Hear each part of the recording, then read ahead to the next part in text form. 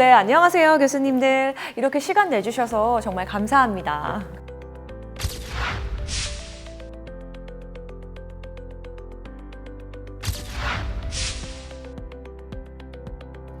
반갑습니다.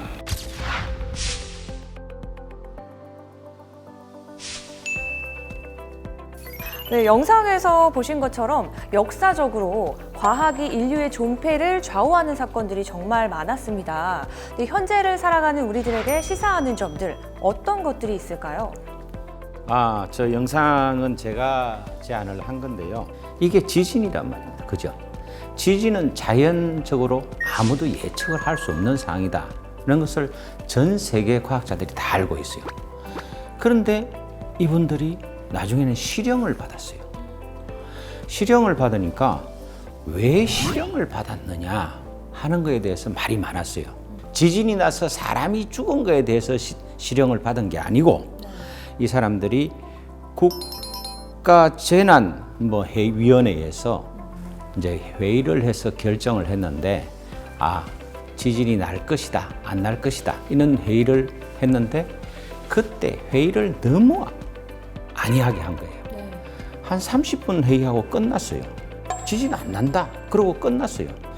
그러다 보니까 이 사람들이 너거는 자연재해에 대해서 너무 안이하게 대처한 거에 대해서 실형을 선고를 받았어요. 그런데 세계 과학자 헌장이라는 게 있습니다. 과학기술자 연맹에서 만드는 건데 과학자는 대중이 가까이 하기 어려운 지식을 갖고 있던가 또는 그것을 쉽게 가질 수 있기 때문에 이러한 지식이 좋은 데 이용될 수 있도록 전력을 다하지 않으면 안 된다 라고 이야기를 하고 있습니다. 자, 어떤 과학자가 자기가 알고 있는 지식을 이게 사회적으로 좋은 영향을 미칠 수 있도록 해야 되는데도 불구하고 그런 영향을 미치지 못할 때는 책임이 있다. 지금 우리나라도 마찬가지입니다. 우리나라 청소년들이 기후에 대해서 헌법 소원을 냈어요. 이 헌법에 보면 우리나라 헌법은 우리는 쾌적한 환경에서 살 권리가 있다라고 헌법은 얘기하고 있습니다. 그런데 미세먼지라든가 이런 기후에 인해서 일어나는 모든 상황들이 지금 우리가 쾌적한 환경에 살지 못하게 한다. 그에 대해서는 국가가 책임을 져야 된다라는 것을 지금 소원을 내고 있습니다. 제 과학자들도 이런 현상에 대해서 적극적으로 활동하지 않으면 이 어떤 수의 대상이 된다 그런 것을 말씀드리고요. 그러면은 이렇게 나쁜 이야기만 할 거냐? 이번에 대표적으로 우리 K-방역이라고 흔히 이야기를 하는데 내년에 뭘 할 건가 계획을 세웠는데 그 계획 16가지 아이템 안에 이런 예측하지 못한 바이러스나 이런 것이 생길 때 우리가 어떻게 해야 될 건가를 미리 준비를 했어요. 방역에 대해서 이게 어떤 병이고 앞으로 어떻게 해야 되겠다는 걸 공유를 했습니다. 그래서 일주일 만에 우리가 어떻게 대처해야 된다는 회의를 하고 한 2주 걸리고 한 2월 말에 우리가 그 드라이브 스루 체제를 구축했는데 이런 것들이 과학자의 책임이 아닌가. 정말 잘한 내용이다. 이렇게 생각을 합니다. 네, 어쨌든 미리 저희가 대비를 해놨기 때문에 이렇게 철저하게 대처를 할 수 있었던 것 같습니다. 예. 네, 그럼 오상록 교수님 생각은 어떠세요? 과학기술인들의 사회적 역할, 어떤 부분에서 중요하다고 생각하시나요? 네, 지금 이 교수님 아주 여러 가지 얘기를 잘 해주셨는데, 과학기술이라고 하는 것이 사실은 우리가 주변에서 보는 모든 것들의 제품들은 과학기술의 연구 결과를 통해서 나온 것들입니다. 즉 우리한테 아주 풍요로운 세상을 갖다 줬죠. 그래서 그것들이 산업 발전을 이루고 경제 발전을 만들어 왔는데 과학기술이라고 하는 것을 여태까지는 그런 산업 발전, 경제 발전을 위한 생각만을 해온 것이 아닌가 이런 좀 반성을 해야 될 때가 됐다고 생각을 해요. 네.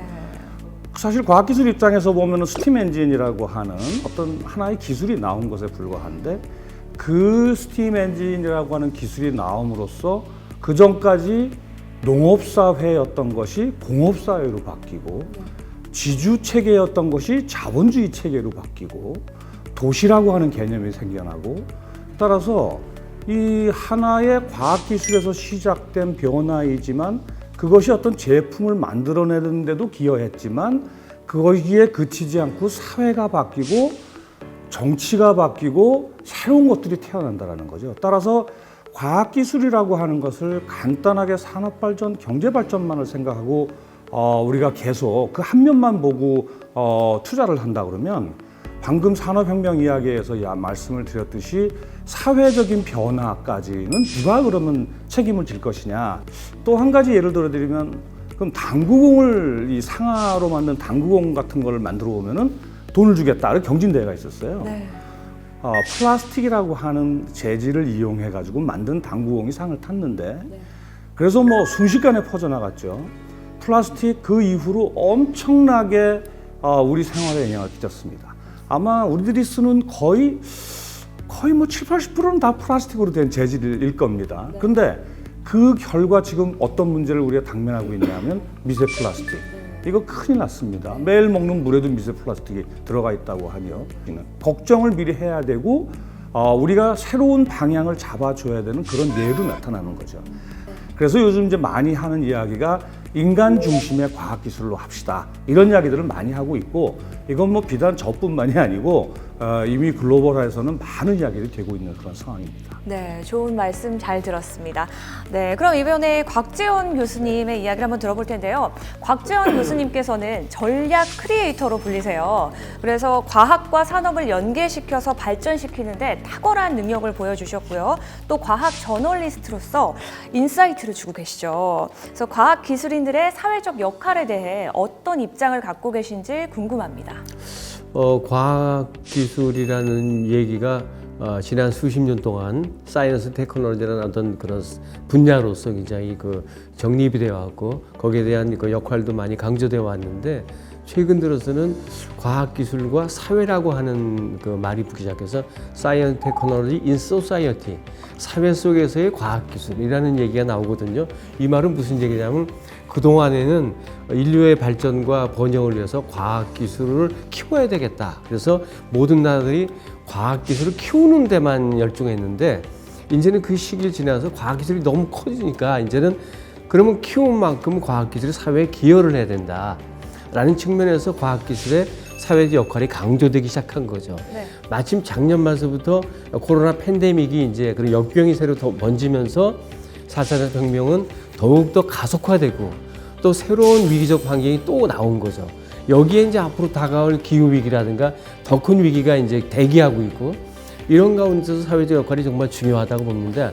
여기서 이제 전에 그 간디가 얘기했듯이 지구는 인간이 필요로 하는 것은 다 주지만 인간이 원하는 것은 다 주지 못한다. 인간이 원하는 것이 하려면은 지구가 몇 개 더 필요하다. 그래서 과학이란 것은 동전의 앞뒤 두 가지 얼굴을 지니고 하나는 유토피아적인 측면이 있고 밝은 측면이 있고 하나는 디스토피아적인 측면이 있다. 과학자들이 그런 증거 기반 그런 걸 하지 않으면 안 된다는 증거를 과학자들이 항상 제시해야 되는 거고 또 정치인들은 과학자들이 제시하는 증거를 잘 받아들여서 그걸 정책으로 입안시키는 것이 올바른 길이 아닌가. 거기다 또 하나는 각국의 그 입장이 다르니까 세계 주요 기구들이 나서갖고 그런 걸 통합시키고 융합시켜서 나가는 전략이 필요하지 않느냐. 지구를 위해서 예를 들어서 UN 같은 경우는 UN의 이제 그 지속 가능 목표가 있지 않습니까? 2015년에 반기문 전 사무총장이 제시했던 건데 2015년에 글로벌리 생기는 문제, 국제적 이슈를 갖다가 한 17개 정도로 정리한 다음에 그거는 이제 지구적 가난이라는 문제, 교육 문제, 위생의 문제 여러 가지 포함해서 17가지를 이거를 해결해야지만 지구 전체가 지속 가능하게 발전될 것이라고 하는 목표를 정해놨어요.